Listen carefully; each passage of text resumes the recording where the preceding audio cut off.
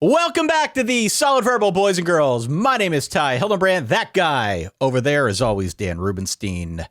We are a year-round college football podcast. You may have heard of us. If not, make sure you hit the subscribe button. Make sure you hit the follow button. Make sure you subscribe to our newsletter and tell your friends about the podcast. And oh, by the way, check out verballers.com, our Patreon. I got it all out of the way right off the bat. Dan Rubenstein, how are you this fine day?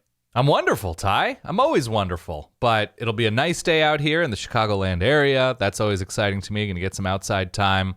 And here's my stress point, Ty. I know it's popular right around now to be like, oh, there's 109 days until college football. There's, only 17 Saturdays, whatever it is. I understand the excitement. I love the excitement. I need it. I crave that excitement. But I am begging you. Enjoy summer. Right? You're going to get some nice days. Maybe it's cold during the wintertime where you are. Get outside. Get that vitamin D. I called myself that in high school on the tennis team. I regret every second of it. But I'm just saying right now, let's enjoy summer because it'll make the fall that much sweeter, Ty. How about that? I love it. By the way, for those folks who are listening, yeah, on Thursday, I believe it'll be 100 days flat. Oh, there you go. Until we get week 0 games. So it is getting awfully big in the window. Thank you for tuning in with us here. Yeah. We are doing our part to try and walk through teams that we feel have a reason, have cause to believe that they could get the 10 wins comfortably. Yeah. We are trying to figure out why they have not got there yet, what needs to change in the interim in order for them to get there. Again, a comfortable 10 wins. And we talked about it on the last episode. Regular season. 10-2, consistently-ish. It's difficult to go from that 8-win plateau, which we discussed last week, to the 10-win plateau, which we're discussing this week. It's very difficult to get there. And the teams that we're going to talk about today are Minnesota, Kansas State, and Texas A&M. Do you think you can portal your way from 8 to 10?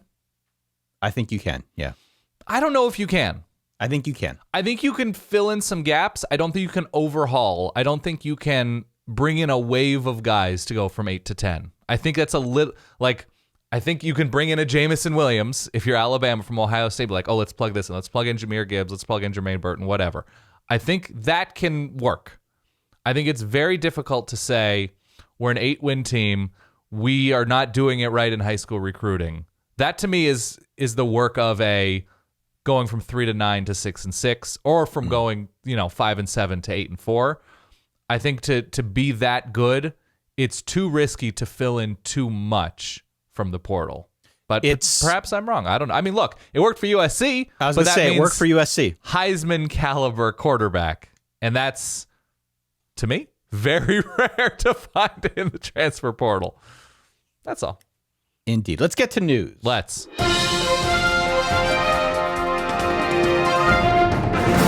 Just 3 quick ones here. Again, mid-May, the qualifier. When we talk about news, it is mid-May. But there was a story that broke earlier in the week. We were talking about all things Pac-12, all things SEC, Big 10, Big 12, ACC, possible conference expansion. And our friend Ross Dellinger wrote, I thought, a really, really well-researched article on the state of play in college football as it stands, again, a mid-May qualifier. And he had an interesting nugget in there about 7 ACC teams banding together. And I don't know if banding together is the right way to put it, but 7 ACC teams got together, have been getting together to have talks around this ACC grant of rights deal. Again, they are locked into this media rights thing with ESPN for the next 13 seasons. The gap between them and others in college football is ever growing with respect to annual income, the rights of the media, et cetera, et cetera, et cetera. The legal scholars among us who have looked at this thing, not many folks have, but it is widely believed, to be pretty airtight. But there are 7 teams that I think are looking into it. That represents half the league.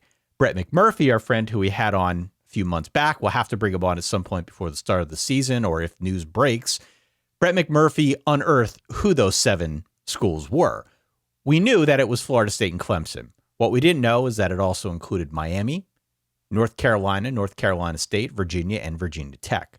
providing a little bit of clarity there on what Brett referred to as the Magnificent Seven. Not a whole lot of magnificence in that seven, at least if you look at what happened last year. However, now we have some clarity on who the seven are. Some of the theories in Ross's article, let's say, is breaking away, starting your own breakaway league. I find it hard to believe that North Carolina would do it without Duke coming along as well, but okay. Your thoughts on the Magnificent Seven, Dan? Didn't move my needle, Ty. No? Didn't move my needle. Look, I understand why some of those schools are very attractive to other conferences. North Carolina, Virginia have long been considered to be a fit with the Big Ten, for instance. Really strong academics and good basketball. Lord knows the Big Ten loves basketball, at least regular season basketball. To me, it doesn't seem like they've been succeeding in the postseason, but that's not the sport I cover. What do I know? We're a football show, and I don't know what like Nebraska, Virginia, or Florida State and Clemson obviously would be attractive to any conference across America, especially Florida State, given the size of the school and the location of the school and the number of alumni that Florida State has and their place in college football these last 30, 40 years.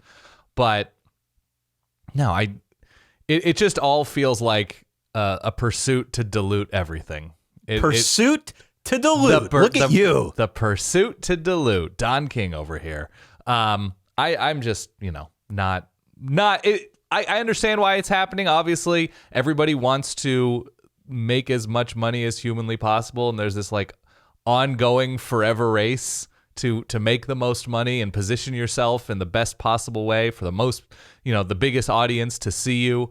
But the ACC is an enormous conference, both in terms of its members and, the footprint that the ACC has.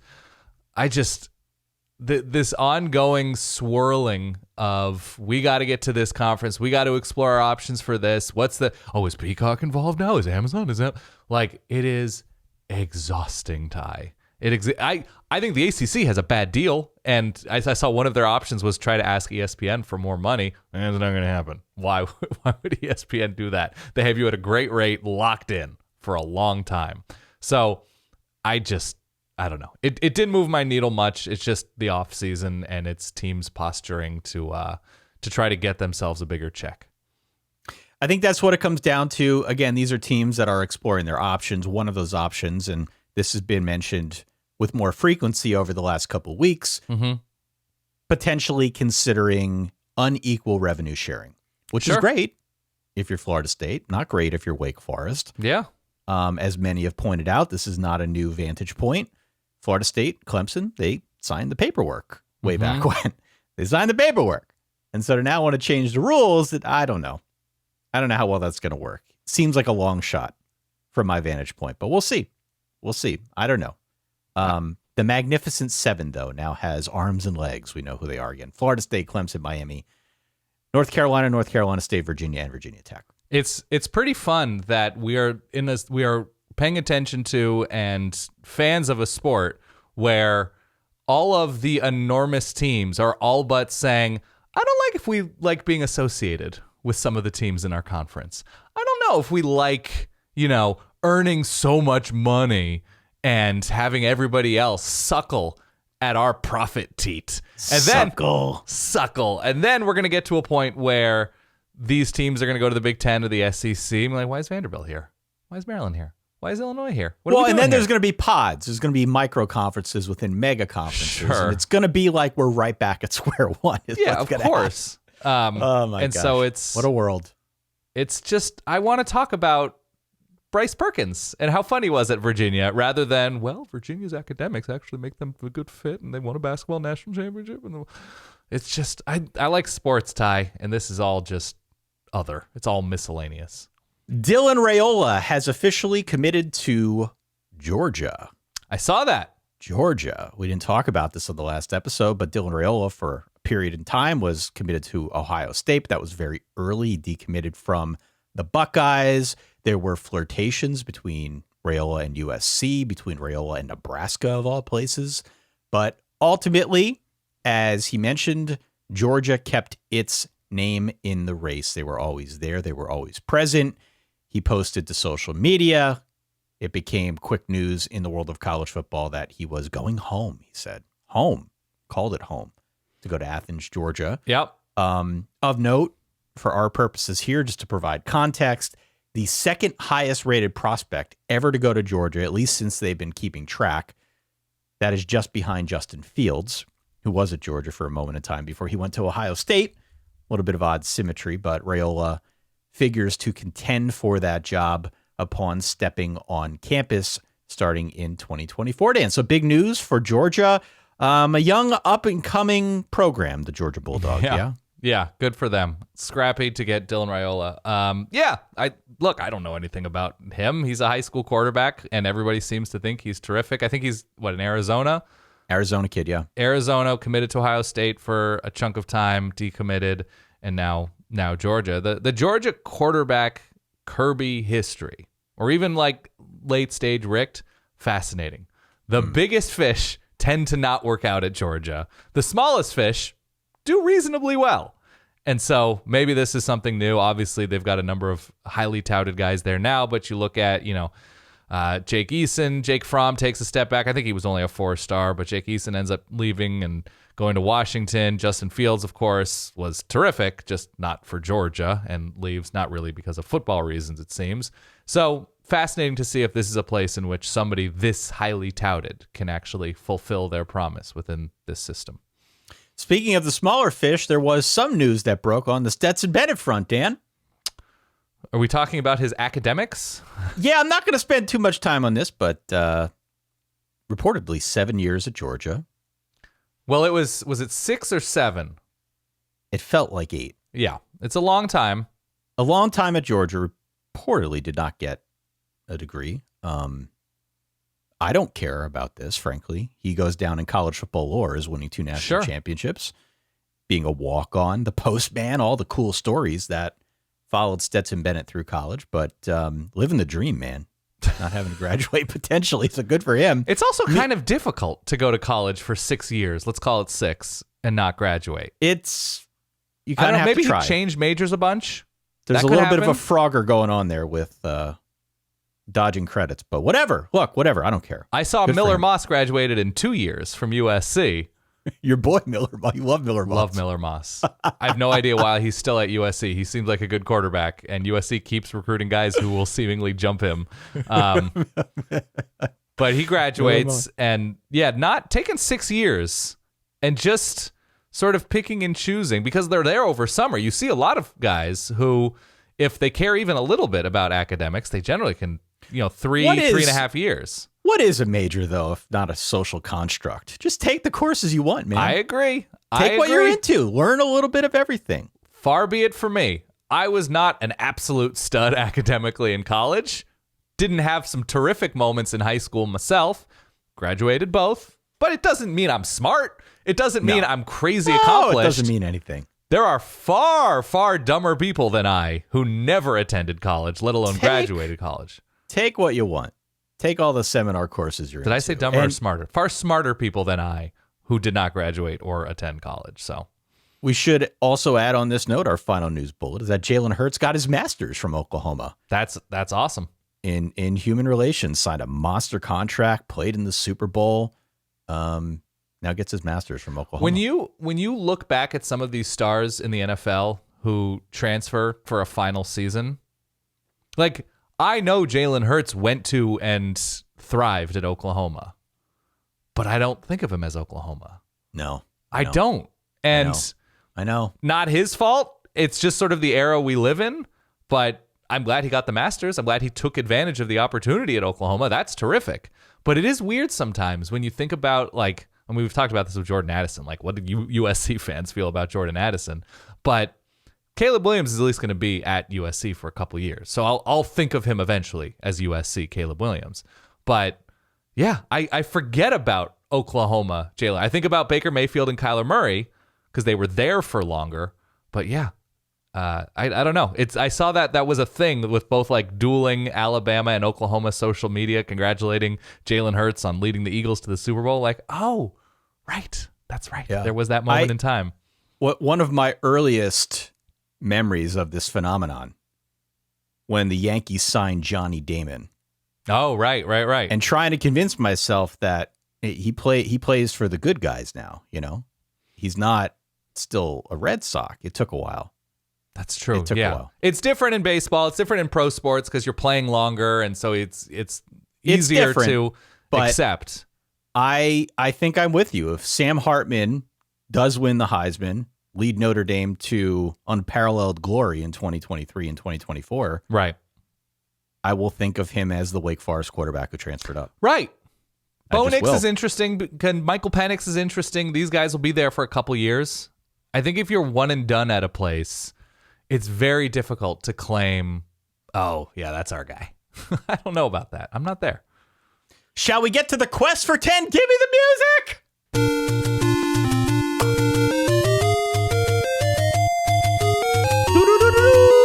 Again, it's Zelda week, baby. It is Zelda week. Tears of the Kingdom came out last Friday. Dan and I talked over the weekend. We want to talk about the quest for 10. We figured the music was thematic. There you go. There's a lot of shirtless Link, I was told, in the new Zelda game. I have not seen that yet. My wife is an ace when it comes to Tears of the Kingdom and all things Zelda Breath of the Wild. She hasn't mentioned his torso, his bear. She has not. She has not. I will keep you posted. Okay, making sure. Teams that we're going to discuss here today are Kansas State, Minnesota, and Texas A&M. Now, we've been doing guests the last 3 episodes to talk about one of the teams, and we had mused over doing a guest talking about all things Texas A&M, but I feel like you and I have real thoughts on this. And not only that, but we've done a lot of homework on A&M. Right. I also don't think it's super complicated as to why they haven't gotten to 10 wins. With some of the other schools that we've discussed, it's been more of a nuanced conversation around why have they not gotten to this next step. A&M, I don't personally feel like it's all that complicated. We will get to them in due time. Also, our go-to A&M guys on the road. So we're just like, let's do it ourselves. Let's do it ourselves. I was trying to paper over that. No, that's okay. This is a show about honesty. Let's get through it. Kansas State, Dan. Yeah. Kansas State. Let's talk about Chris Kleiman. New contract, Chris Kleiman. Yeah. And let's talk about the Kansas State Wildcats. Won the Big 12 last year. Won the Big 12. Were very, very good. Opted for some games without their best quarterback and starting Adrian Martinez. Namely, that Texas game was a little bit puzzling. He's coming back from injury. I understand that you don't want to lose your job to injury, but also Will Howard was terrific the 2 weeks before that, and they have an opportunity in that Texas game. But look, they won the games. They won the allotted games for this specific series of shows we're doing. So the big thing with Kansas State to me is they're going to need a little bit of unexpected star power, preferably at quarterback, which they got last year and with Colin Klein way back when they were in that zone about a decade ago. And Kansas State's one of those teams that stability has largely been the name of the game with them. Chris Kleiman provides it. Obviously, Bill Snyder for a number of years provides it. They tend to have a ceiling of dangerous but imperfect, which, same, Ty. I can say the same for myself. But when Kansas State puts it together, it is going to be a development cycle thing. Like, they are going to have to hit on a bunch of guys and have them thrive as juniors and seniors, maybe plug in a couple of gaps through the portal. But to me, they have to hit on a full-on star quarterback, and Colin Klein was that, a Heisman finalist. And whether it's skill position guys, whether it's a random edge rusher, they're going to always have to depend on development because they're never going to recruit, probably a top 4 or 5 class in the conference, although maybe it changes now with a new look Big 12. And to me, I think this is true for a number of these teams that we're discussing. Kansas State probably needs either a chaotic hierarchy within the conference, or they need 2 or 3 clear cellar dwellers in the conference. So if you go back to 2012, 2013, you have, I believe, Kansas and Iowa State just being largely abysmal, right? That a lot of teams at the top could pencil those games in as wins. And maybe that's the difference between 8 and 10 wins for a program like Kansas State. And look, it's true if, on previous shows, you talk about Mizzou winning 8 games a year. You talk about UCLA getting to 10. Like, I think you just need to pad a little bit.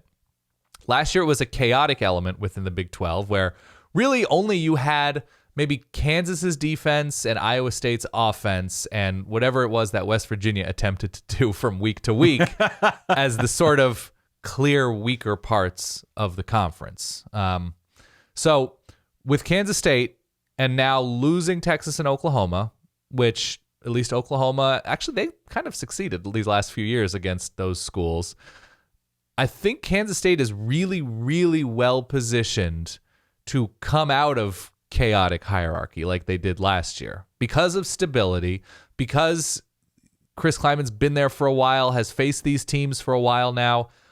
I'm not going to say I'm confident in Kansas State turning into a 10-ish win program consistently moving forward, but you look at where Oklahoma State is, you look at who they're playing year over year, that, it's been an up and down run for Dave Aranda at Baylor.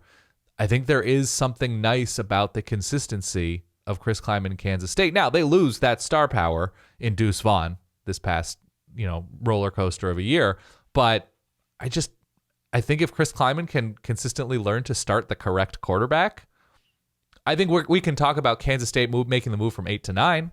I'm just not there with 10 quite yet. Yeah. What's interesting about this selection of 3 teams is all 3, we can have a very interesting talent discussion. Sure. About the program, how they get the talent, how the coaches develop the talent when it's there. And I feel like K-State to maybe some extent Minnesota are in a very similar vein in that they're going to try and get as many high-profile guys as they can, but more often than not, it's going to be a bunch of 3-stars. And what they do with the 3-stars when they get them is essentially when the rubber meets the road. And Chris Kleiman, in his short time at Kansas State, has proven that he can put a team out there that, and I mean, I throw 2020 out because 2020 was weird for everybody, but beyond that, you're looking at 2 8-5 seasons and a 10-4 season last year if you're taking into account all kind of conference championship games and bowl games and whatnot. That's a pretty good floor. And it feels like they're knocking on the door, as you said, certainly of 9 wins. Now, the other thing that we should probably factor in for K-State is that the conference itself is changing. Sure. Almost as we speak. Who knows where it'll be 3 weeks from now. But Kansas State, I think, as long as they keep that floor nice and high, right, stands to really benefit from the changing demographics of the conference. With Texas and Oklahoma going over to the SEC, they could well be one of the teams that we're looking at year in and year out as a pretty constant contender. And when you look at a lot of these team schedules, there's no real relief in the Big 12, right? No, if your off isn't. week is BYU, if your off week is Houston or one of the new teams, or Baylor, or Texas Tech, a team that certainly has questions on their roster and on the field, but like, oh yeah, we have a tough game against Oklahoma and a tough game against, whoever, Texas, and sandwiched in between that is Kansas, or whatever the schedule is for a team. It's not easy. That's not nice. That's not fun. You get probably one of the best 3 or 4 quarterbacks in the conference in Kansas. So I'm intrigued, but I think the Big 12 may be heading to a place like where the Pac-12 has been in terms of there's going to be a lot of pretty good teams and it just cannibalizes itself as a conference. Interesting. Yeah. Interesting. So Kansas State, interestingly enough, they've won a bunch of games, and this is how you get to 8 wins, but not 10 games. They have not been a team that has developed offensive skill talent. I think they've had 2 receivers selected in the NFL draft since 2008. One of them worked out really well. I think Tyler Lockett's a good NFL receiver, right? Again, I have no idea. Yeah. Oh, yeah. But it's one of those things that this is not a program that has been able to attract and develop game changers. We call them winter wonders, guys that, are flashing in January and not just, early November, late October. And so that's something that Kansas State, if you were going to prescribe anything, and a lot of that has had to do with quarterback or quarterback health or scheme or receivers being good but having drops or showing up for 2 weeks and then disappearing for 3. And it's Kansas State needing to, not that they're not making it a priority, but in terms of taking that next step, you can make up for a lot of deficiencies if you have somebody on your roster who can take a 2-yard pass 38. And Kansas State has not consistently had that guy. And so that, to me, because they've developed offensive and defensive linemen, they've had good secondaries, they've developed linebackers, they've had sound schemes, but it's the explosive nature that can bail you out of games, those 50-50 games where, let's go to this. What do I call it? Excelsior, right? Let's go to this mode of offense because our usual thing isn't working. Let's ride whatever the new version of Tyler Lockett is. And so that to me with Kansas State, and look, I know they're playing sometimes to service their defense and to figure out creative ways to get Deuce Vaughn or Deuce Vaughn types the ball.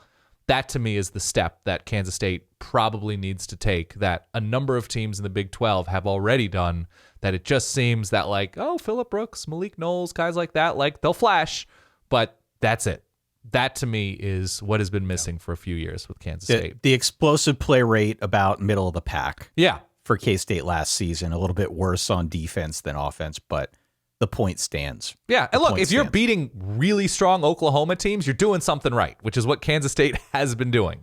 But at the same time, you can't be in a 10-9 rock fight against Iowa State every year and hope to be the 10 and not the 9 if you don't have that ability. That to me, I think that was Kansas State last year, right? 10-9 over Iowa State.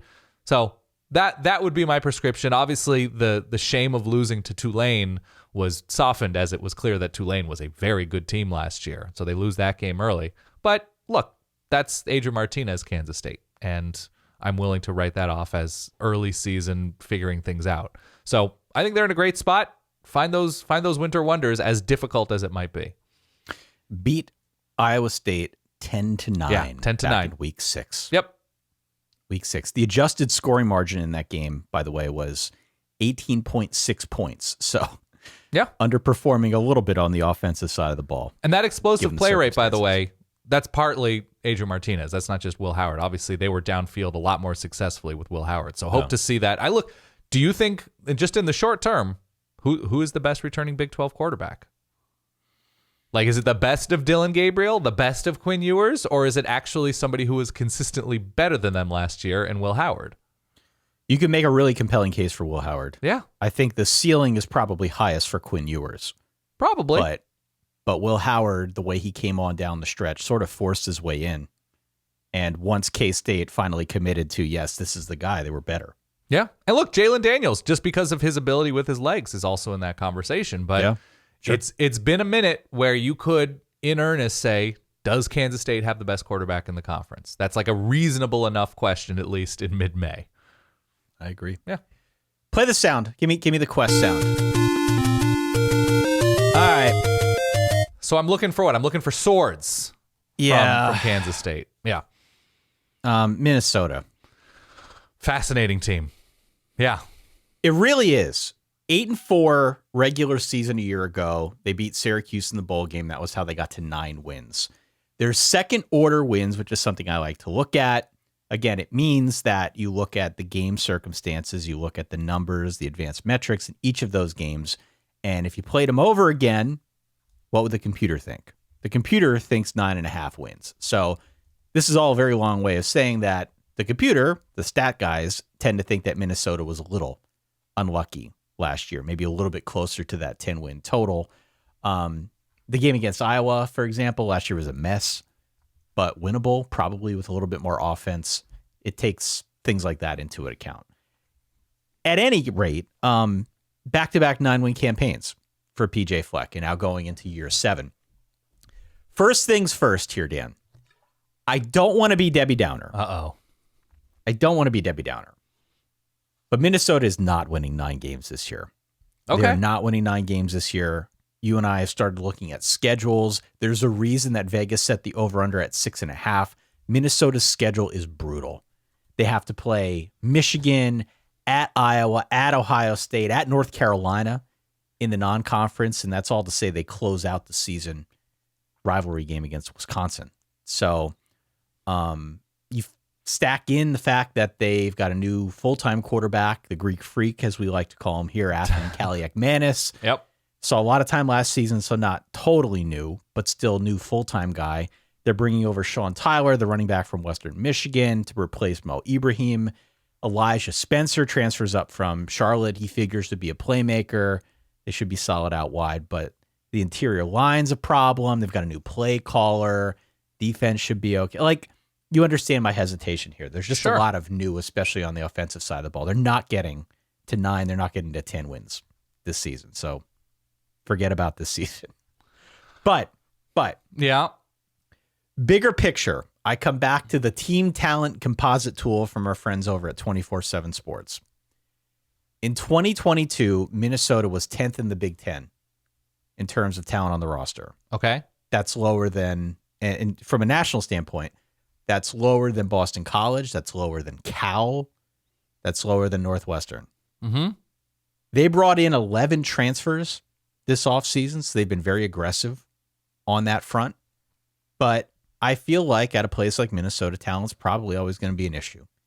Unless there is some incredible breakthrough with this influx of NFL talent, and maybe the new play caller, Matt Simon, can help usher in a new era of offense that makes that program a little easier to recruit to if you're not a running back or a lineman.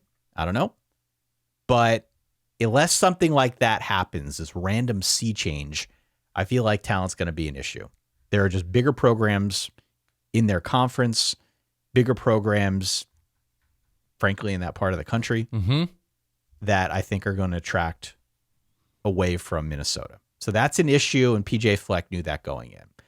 What I want to talk about, though, is the offense. I want to talk about this offense.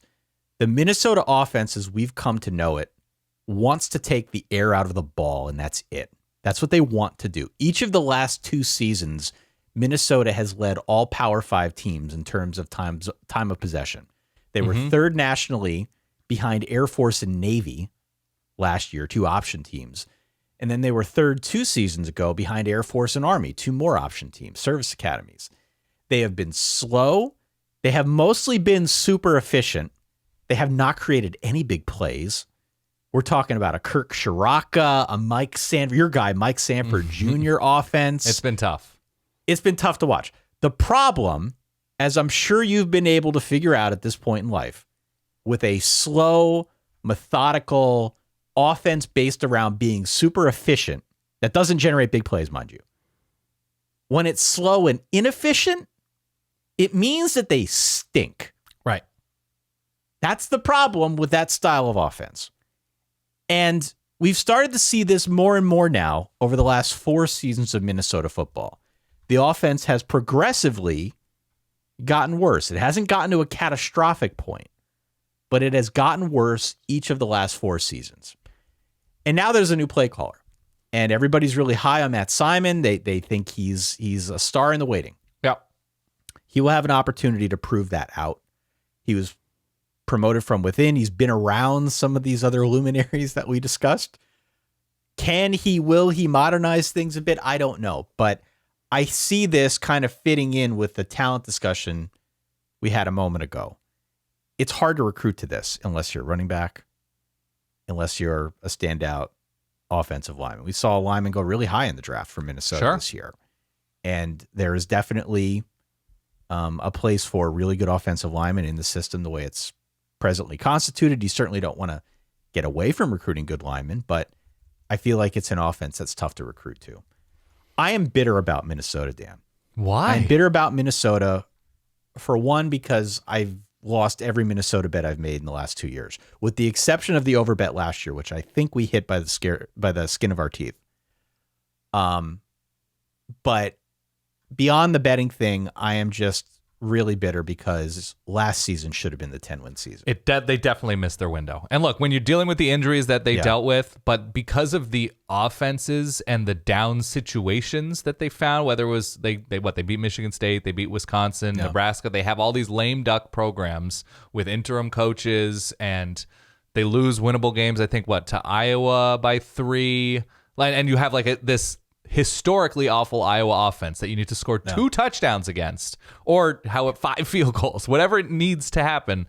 And then the Purdue game was winnable. It's a situation where you need to hit your windows if you're Minnesota, especially given the circumstances of last season. And look, you look at 2019, they start a little bit slow. Minnesota typically doesn't schedule anybody, so they pad that win count, which is fine. We're just talking about a number. We're not talking about how you get there. Get there however you want to get there. But now they right. You said road against North Carolina this season. And then I think they're going to be the big losers if and when the Big Ten goes divisionless or pods or whatever they're going to do, because their own stability, especially along the lines, especially, developing a star running back or a couple star receivers back in 2019, that has been the strength. as teams, Illinois was abysmal under Lovie Smith. And then you have the worst of Nebraska and Wisconsin being up and down these past few seasons. And you're able to take advantage, Iowa with no offense. And you're able to take advantage with your own ability to just be fine, to just look like that 7-8 win team. You can win.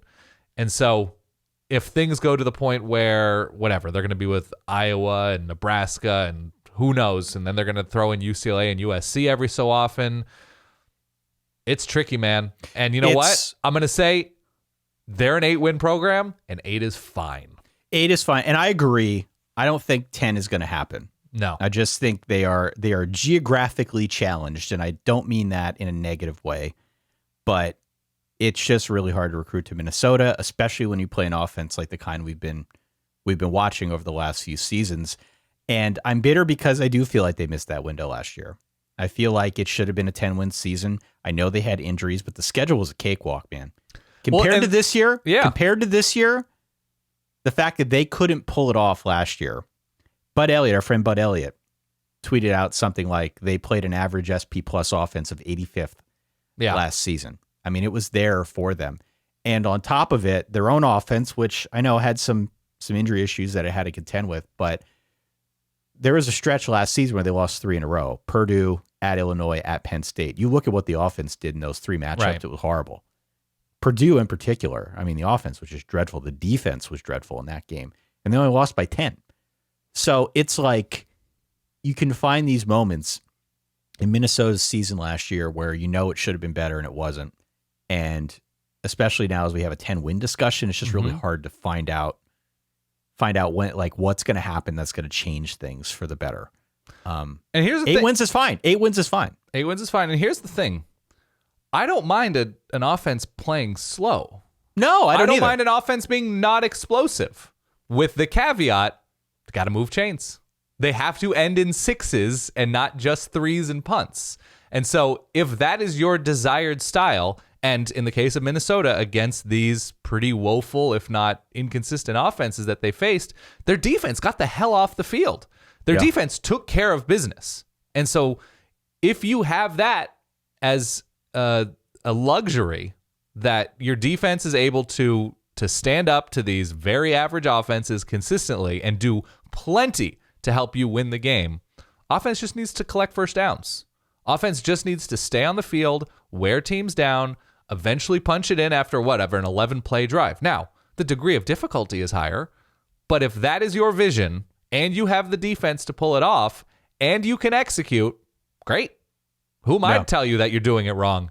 But then you sometimes will get seasons like Iowa's last year when you have to nail every single hitch route on 2nd and 7. You have to nail every single 3rd and 1 and do so in a somewhat creative way because teams will catch on if you are not messing around with them a little bit. So, again, it's good if it works, but in the case of Minnesota and not having the depth of the powers in the conference, it's just it occupies a space on a razor's edge. And so that's the issue to me. We're like, can they be 9-3, 10-2 more often than not? I say no without more on offense. They were almost the opposite of TCU. Yeah. In a few big statistical categories, only 6.3% of the time did Minnesota get a play over 20 yards, which is pretty low. That was in the outside the top 100. Minnesota's in the nation, let's say. They're interesting geographically, though. Not because they're going to, recruit top 20 classes every year. And PJ Fleck actually he's a good recruiter. He went into Georgia. He goes in, he travels and is able to convince kids to come to Minneapolis. But because of if you have some FCS guys in the Dakotas pop, if you have a couple MAC players pop, and we know MAC players are very willing to take a chance at the next level, the Power 5 level, Minnesota could be that destination to at least build depth if that's their desired style of play. That to me is interesting. Even though they're not in Georgia or Florida or Texas or California, I don't think it's a barren wasteland. It's not a barren wasteland. We've had this discussion before when we talk about North Dakota State. Sure. North Dakota State's sort of able to own that area. The problem for Minnesota is they got to contend with Wisconsin, maybe a resurgent Wisconsin now with Luke Fickell, Nebraska with Matt Rule. Sure. Being more aggressive, even Michigan, kind of in that same general footprint. It's difficult. It's difficult to be a Big Ten team and know that side of the conference, divisions are going away, but just know that the conference as a whole is probably getting better. Teams in the West that you could once count on for wins or to not do as much in the recruiting game are now getting more aggressive. Yeah. And, that puts the vice a little bit on PJ Fleck to try and make things work. He has been aggressive in the portal. Again, brought in 11 guys. That's not to say any are superstars. I do think what they did at receiver is really interesting, and that could be fun to watch. But maybe it's hard to attract those portal receivers if you're saying come play in this system where you can block a lot. That's tough. That's tough. And so if they want to be that destination, I think you gotta show. Let's talk about Texas A&M, but play that sound first, please. Ooh, yeah, brother. 5-7 last year for A&M, and we're talking about 10 wins, man. Yeah.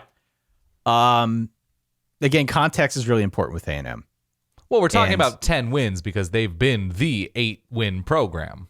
They have been the 8-win program. Jimbo Fisher was brought in to make them a 10-win program, make them a contender. Sure. The important context that we should add about A&M, at least over the short term, the last 2 seasons, is despite the infusion of talent, the historic infusion of talent that we saw with the 2022 class, A&M's been very unlucky on the injury front. They were really beat up 2 years ago. The hope was that they'd be a little luckier last season. They weren't. Both Max Johnson and Haynes King got hurt. If anything good came from that, it's that they found Connor Wegman, who threw 8 touchdowns to no interceptions. He figures to be the guy now moving forward. But even like Anaya Smith going down for the year, that was such a big loss because of how versatile he was in the offense. The line was beat up.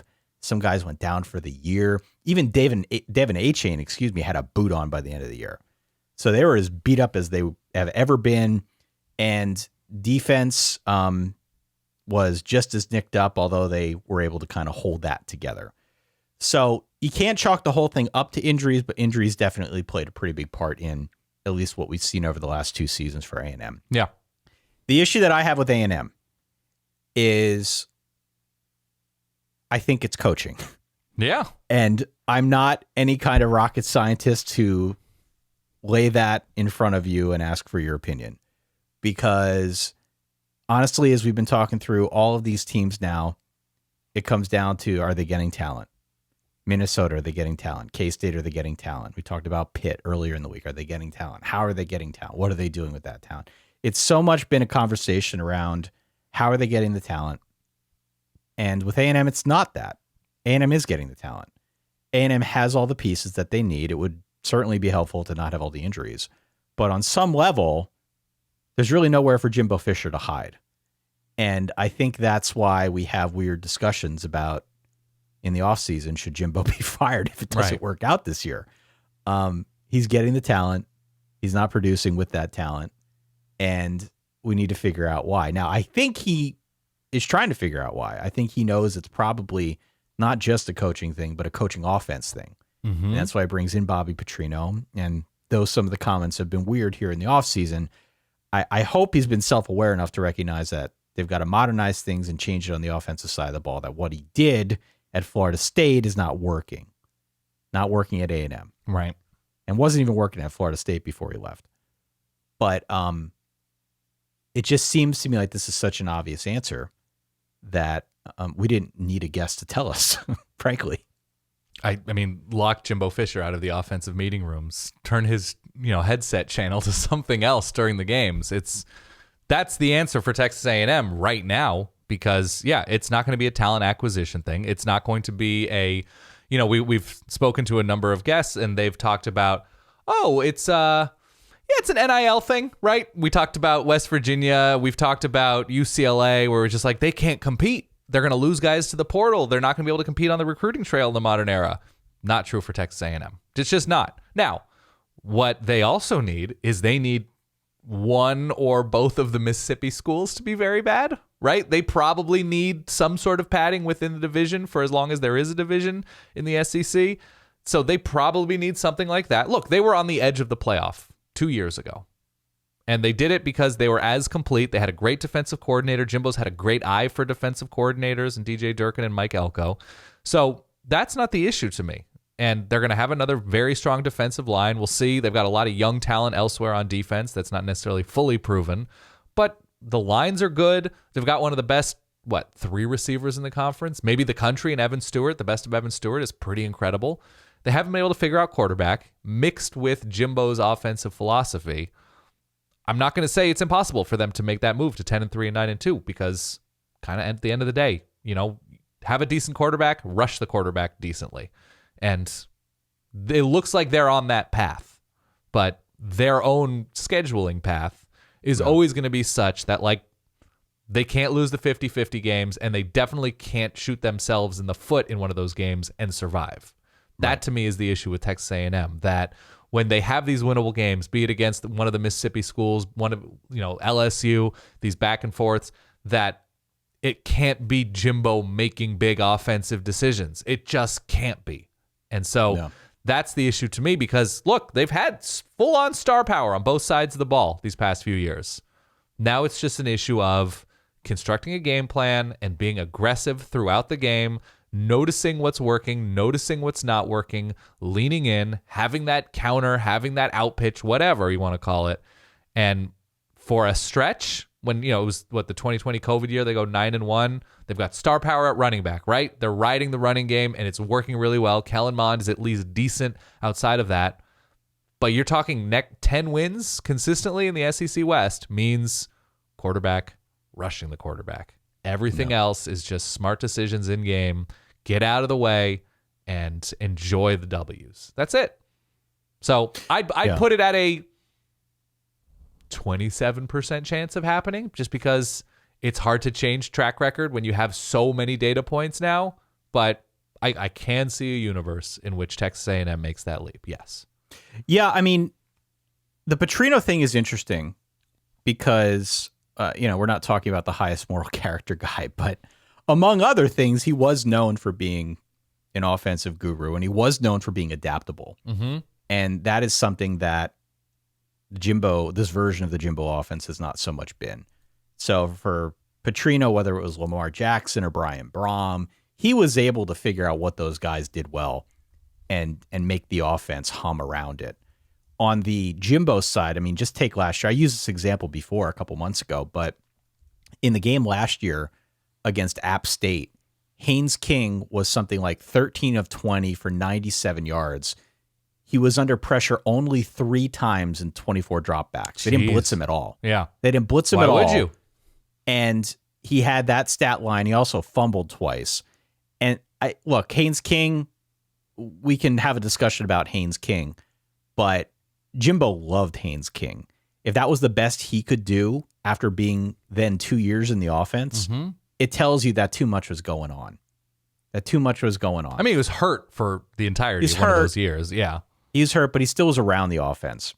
And he still knew what was supposed to be going on. It just seemed like there was so much happening. You hear it often about an offense or a defensive scheme that there's so much happening that players have to think. They can't react. They're not just going from muscle memory. Right. And it seems like a lot of that was going on for A&M last season and the season prior. So if they can get away from that, if Petrino can simplify things, if he can make the most of the athleticism that's out there, I think they'll be in a better place. And I think they stand to maybe gain immediately. I take what you're saying, and I think you're right about it's hard to kind of switch very quickly and make things better very quickly. Right. But simplifying can have that effect if he's able to do it effectively. Now, there have been some weird comments about how hands-off Jimbo will be with respect to that offense. Mm-hmm. We will see. That's one of the great unknowns going into the 23 season. But Petrino's got a track record. He's a good offensive coach, and we'll see if he can do it here. How many teams right now in college football have 10-win talent and just have not won 10, right? How many teams, when you look across the landscape, you're like, oh, yeah, they've recruited well enough. You can see that they have dudes at this position group, dudes at this position group. They have game changers here. Their lines are solid, and they've got rotational guys that are solid and don't ever meet the moment that they just, like, if Texas A&M only loses to more talented teams, they'll go 10-2 every year. Because right now, that's probably just LSU. I don't have the metric in front of me when you have the composite level in front of you. Is it just LSU and Bama within the division? Probably. I know they play other teams, but in the East, it's probably just Georgia. That's has a better roster in terms of where they were as recruits. So that's all they have to do is simply out talent and not lose winnable games. And they get there. They ascend. Now, easier said than done. But you talk to any A&M fan, and you can bring up at least one game every season where it will cause them to collapse upon themselves, that they will implode thinking about, oh, that year's Mississippi State game, oh, that year's App State game, oh, that year's Ole Miss game, oh, that year's LSU game. Not just losing to a better team, but cause them to emotionally implode. And gotta get past that. Write in. Let us know on social media, on Twitter at Solid Verbal. Yeah. Facebook, Instagram, solidverbal@gmail.com if you prefer the old email. Let us know what we got right, what we got wrong. Next week, we will be shifting gears and we will be examining schedules, conference by conference. We started putting our little matrix together. From the weirdos that brought you the gumpiness of Texas Tech last season, we will be looking for that again. As we go through each of these conferences. We'll start in the SEC next week, and we'll be giving you a detailed schedule breakdown, what to look for, what not to look for. That'll feed nicely into our over-under discussion at some point in the next couple weeks. But I'm going to start breaking down schedules, Dan. It's actually starting to feel real now, the 23 season. Can't wait. We're going to have to issue some sort of glossary ahead of time. Your letdown look-ahead sandwich is pretty self-evident. But yeah, we like getting into gumpiness. Also, by the way, with A&M, and I looked at this with all of our teams as we conclude this 8-10 win, or 6-8, 8-10, whatever. Quarterback history is incredible looking at these schools because there's a reason, right? There's a reason why these schools. Where you're like, wait, okay, so we've got Nick Starkel, Zach Calzada, Trevor Knight, Kenny Hill, and then you start thinking about, okay, Texas A&M is probably already recruiting like a 2025 quarterback, right? Right. A 2025 quarterback is born in, again, help me with my math here, 2008? Oh, God. So 2008, if they're born in 08, in 2025, they'll be 17. Yes? Does that my math check out there? Your math checks out, yeah. That means they were 4 years old when Johnny Manziel was thriving. So they're almost. So we're talking about. No, I mean this is. I'm bringing it back full circle. But it's just like you want your recruits to remember watching your most recent star at quarterback or at whatever position. But in Texas A&M's case, that's their bright shining star above all bright shining stars. And now we're aging out of recruits having. I mean, look, they can watch on YouTube, obviously, but that's an interesting thing with a place like Texas A&M, and all these, most of these schools that we're talking about have struggled to find a guy at quarterback, which is why we're talking about them.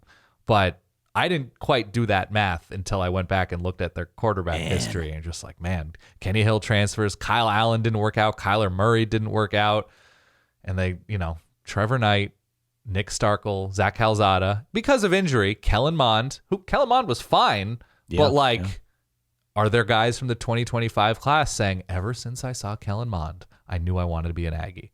Maybe. It seems unlikely. All right. Stop back next week. We're going to talk schedules. Yeah. In the meantime, go on out to verballers.com. That's our Patreon. You get early access to this episode. We're starting to do watch-alongs every Monday night, old games that are available on YouTube that you can watch along with the Verballer Hood in our Discord server. I've been at the last two. Yesterday, it was the replay of the Georgia-Ohio State playoff game. Ooh, nice. So that was fun. Enjoyed hanging out with Verballers in Discord. We also have a number of other perks. We'd encourage you to check that out. Verballers.com, verballers.com. Go to our website, solidverbal.com, when you're there.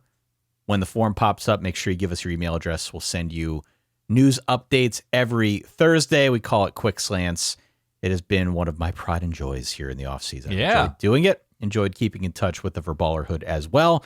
And last but certainly not least, if you are out there listening, finding us for the first time, make sure you hit subscribe or follow whatever your podcasting app allows you to do. We'd appreciate you being with us here for the long haul. We got a long ways to go before the season starts. About 100 days or so, Dan. Yes. But we'll be doing 2 a week, at least for the foreseeable future. At some point, switching up to 3 a week as we get into team previews and things of that ilk. The season will be here before you know it. Can't wait. If you're listening to this show while you're doing dishes, thank you for being so thorough. If you're listening to this show at the gym, don't skip any reps. If it's leg day, just push through. If you're working on your chest, really, really dig deep. If you're listening to the show while going for a walk with a pup, give them an extra little rub on the head.